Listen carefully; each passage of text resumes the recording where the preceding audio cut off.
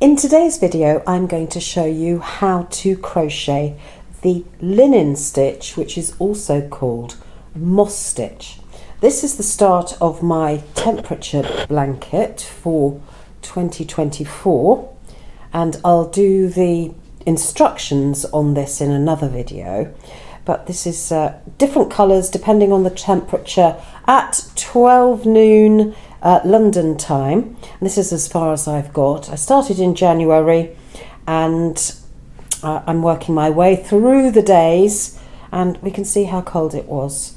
So each of these rows is simply a single crochet followed by a chain space. And I'm going to do a sample to show you how to do this stitch. It gives a nice dense but light weight texture to a blanket, so it's particularly good for blankets, but I can see it would be great if you wanted to use it for a garment. It would work really well. So let's work on the principle that we're going to do a sample first of all to practice. I'm just using some Aran weight yarn here, and in this nice blue. I'm going to start off by making a slip knot. To do this, wrap the yarn round your first two fingers of your left hand, and then make a loop and just pop it through between and pull through the loop so that you've got this slip knot. I think most people have their own way of doing a slip knot, but that's just how I do it. Insert your hook. In this case, I'm using a 5mm crochet hook, and pull it so that it slides up and down easily on the hook. Grab your yarn. We're going to do 22 chain as a foundation chain, just to show you how to get used to this easy stitch. So I put the yarn over my index finger, put the thumb and second finger just under the knot, and then to do the chain we're going to do yarn over, pull through the loop on your hook and keep going. Yarn over, pull through 2, yarn over 3, 4, 5, 6, 7, 8, 9, 10, 11, 12, 13, 14, 15, 16, 17, 18, 19, 20, 21, 22. So you need an even number, it doesn't really matter, an even number of stitches for your sample. That's our foundation chain. Now we're going to do row 1, which is a sort of setup row, and we look for the 4th stitch from your hook. 1, 2, 3, 4, and that's where we're going to insert our hook. Now with crochet, you can go in the front, the top loop, the bottom loop, or the back loop. For this example, I am going to go into this V here, and I'm going to capture the top 2 pieces of yarn. So I've got 2, which makes a firm base for your crochet. So I'm inserting my hook, 4 from the hook here, yarn over, pull through, yarn over, pull through, and that is a single crochet. So just to explain, our 4 stitches, or 4 chain at the beginning, make the side of your work and the top of your work. And then we're starting with our first stitch. I'm then going to do a single chain. So that was a single crochet followed by a single chain, we're going to skip the next stitch and go into this stitch with our single crochet. So into the V, yarn over, pull through, yarn over, pull through, and then straight away do the chain. So it becomes almost one movement. Now at this stage it's quite difficult to see the gaps between the chain space between your stitches, but don't worry, this will become clearer as you progress. So again, we're going to skip this chain here and we're going to go into the next one. Insert your hook, capturing two threads of yarn, yarn over, pull through, yarn over, pull through two, and chain. Skip, insert your hook, yarn over, pull through, yarn over, pull through, and chain. Skip a stitch, insert, yarn over. So it's a very simple, repetitive motion. It's quite mindful, really. Remember to skip the chain. That's when you start off. This foundation, or this first row, is always the slowest in crochet because you haven't got anything to hold on to. So you're using your fingers really to grasp the work. But don't worry, as the work grows, it gets much, much easier.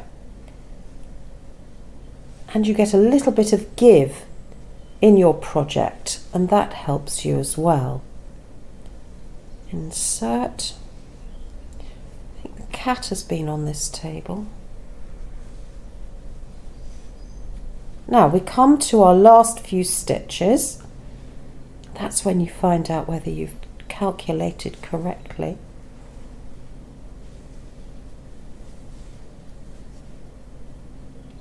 When you get to the last two stitches, you'll simply go into that last chain here, the one before the knot, single crochet, and then we're going to do two chain and turn our work. I always turn it towards myself so the yarn stays at the back of the work. So that's the back of the work, that's the front of the work. So that's what it's going to look like. Now the second row becomes your repeat row. So this is simply a one row repeat pattern, which makes it very easy to memorize. So even if you're just working in a single colour of yarn like I am for this demonstration, it still is easy to do. So two stitches make the side and the top. We're now going to go into this gap here between the two single crochet. We're going to do a single crochet in between. So insert your yarn in that space, yarn over, pull through, yarn over, complete the stitch, and a chain, and that chain gets us over the top of this single crochet below. Single crochet into this gap, yarn over, pull through, and a chain, single crochet into the next space, just try to find it, there we go, into there, yarn over, pull through, and a chain, single crochet in the chain space, and a chain, single crochet into a chain space, and a chain. And you can see as your work grows, so it becomes easier and easier. Don't beat yourself up if you make a mistake, just simply take the yarn off the hook and undo it. That's all part of the process. Never worry if you do make a mistake and you've done several rows, as long as you've got the right number of stitches. That's part of your unique crochet project. Coming to the end of this row, and you're going to have to search for this little last gap where you made the two turning chains on the row below. So insert into that last gap, make your single crochet, and then instead of making one chain at the end, we're making two, and then we're turning our work. And that is our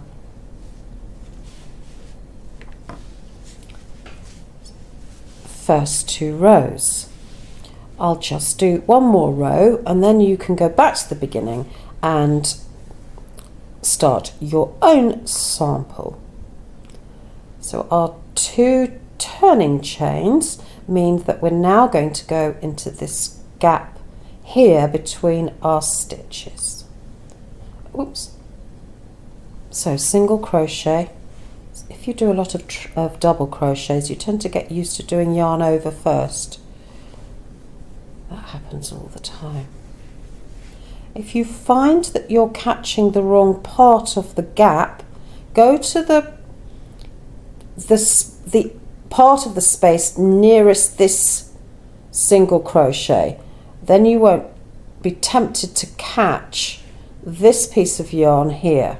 So push it sort of to the right if you like.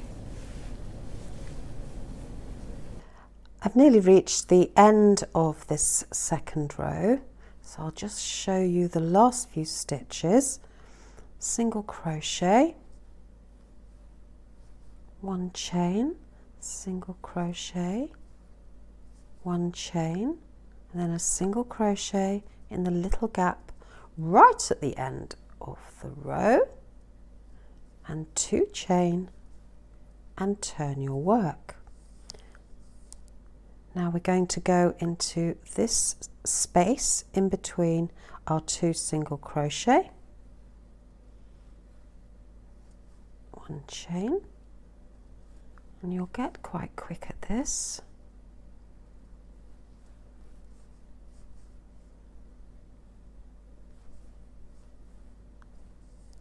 There.